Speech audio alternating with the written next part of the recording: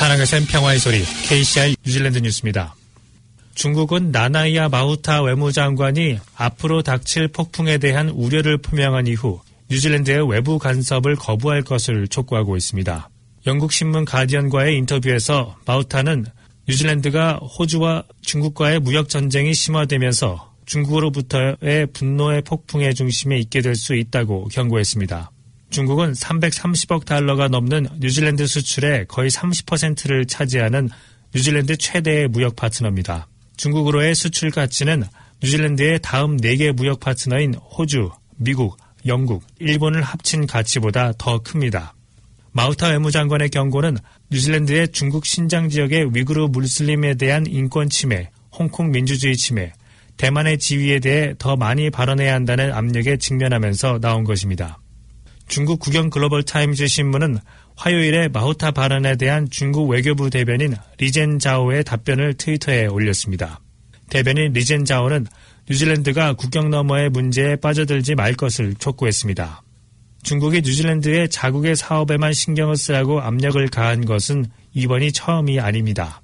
이달 초 국회는 신장에서 심각한 인권 유린이 일어나고 있다고 선언했고 대량 학살 제너사이드라는 용어가 제거돼 희석됐음에도 불구하고 중국은 분노에 찬 반응을 보이며 상호 신뢰를 해칠 것이라고 경고했습니다. 중국은 뉴질랜드 정부가 민주적 권리의 악화로 홍콩과의 인도 조약을 중단한 이후 뉴질랜드의 홍콩 문제와 중국의 내정 문제에 대한 간섭을 중단할 것을 촉구했었습니다.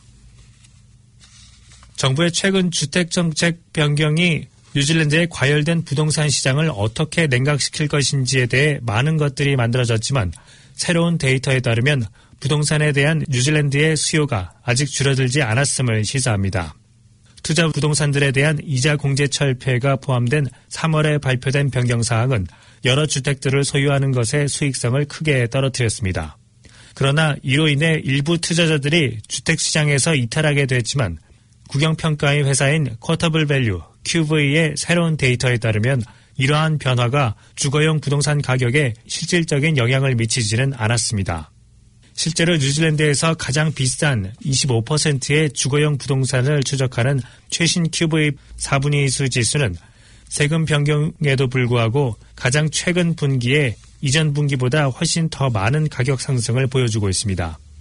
가장 주목할 만한 증가는 혹스베이 헛밸리 말보로에서 기록됐습니다. 네이피어의 상위 및 하위 4분위 수 주택 가격은 4월까지 지난 3개월 동안 15% 이상 올랐습니다.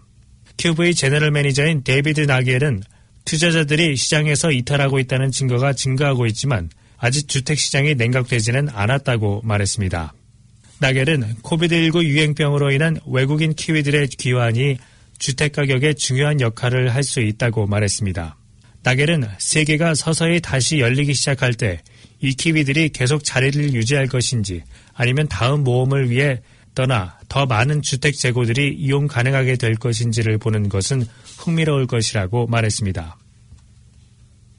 공급 문제로 인해 7월 말까지 백신 출시가 지연됨에 따라 대부분의 뉴질랜드 사람들은 코비드19 백신을 맞기 위해 추가로 몇 주를 더 기다려야 할 것으로 보입니다. 공급 문제는 이미 그룹 3에 적용됐습니다. 이는 65세가 넘는 사람들과 코비드19에 감염되면 몸 상태가 좋지 않을 위험이 있는 사람들입니다. 뉴스허브가 확보한 캔터베리 지역 보건위원회의 이 메일에 따르면 할당된 용량이 그룹 1과 2의 접종에 충분하지 않으므로 7월까지 그룹 3와 4에 대한 백신 접종을 시작하지 않을 것입니다. 그룹 4 일반인들은 항상 7월에 예방접종을 받는 것으로 되어 있었으나 금요일에 보건부는 웹사이트를 조용히 업데이트하여 출시가 7월 말부터 시작될 것이라고 말했습니다. 백신 접종 지연 여부에 관계없이 백신을 기다리는 사람들에게 시간 스케줄이 혼란스럽습니다.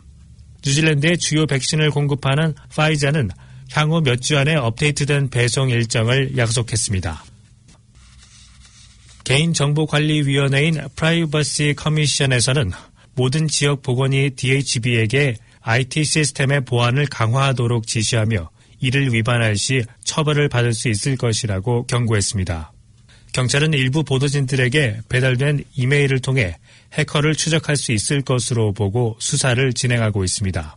어제 정부는 이번 해킹에 대해 총리를 비롯한 고위급 강요들로 특별위원회를 구성해 사태를 수습하고 대책을 마련할 것으로 밝혔습니다. 한편 악성 종양 등 상태가 위급한 환자들의 기록들이 모두 사라지고 병원의 시스템이 정상 작동하지 않으면서 일부 위급 환자들은 호주로 이송해 치료하는 방안도 검토 중인 것으로 알려졌습니다. 오늘의 환율 정보입니다.